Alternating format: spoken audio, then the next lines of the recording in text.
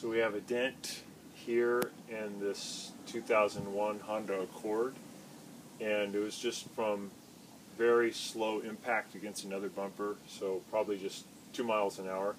It did leave a paint residue on the bumper, and that was taken off pretty easily with rubbing compound and a little bit of solvent. I think you've got to be careful using the solvent. You don't use something too powerful that could end up affecting the paint.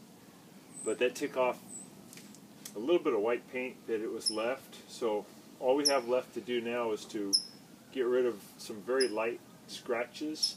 We want to use our heat gun to warm up the plastic. We also removed this bottom panel from underneath so we can reach up with our hand and be able to push back this dent once we heat it up. And to remove that panel, we just had to remove some of these really simple fasteners. Just use a standard head screwdriver to pop it out. And once that comes out, you can bring out the second part, and then you can get this panel out of the way. So right now we're going to heat up. We'll start by heating around the perimeter, and then we'll do a little bit in the middle, and then at a certain point we can tell that it's pliable. Go up from behind it, push it back in, and the bumper has somewhat of a memory, so it should click back into its original position. So we're going to put this on high.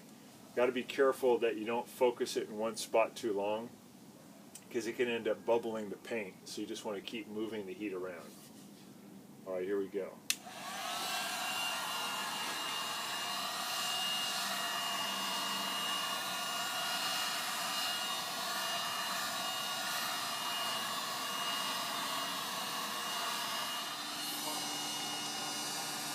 So now we're still applying heat, but we've got my hand behind here. I'm going to push out and see if it'll bounce back into position yet.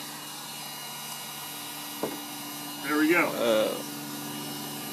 So we got the original position back, and now we're just going to let it cool down.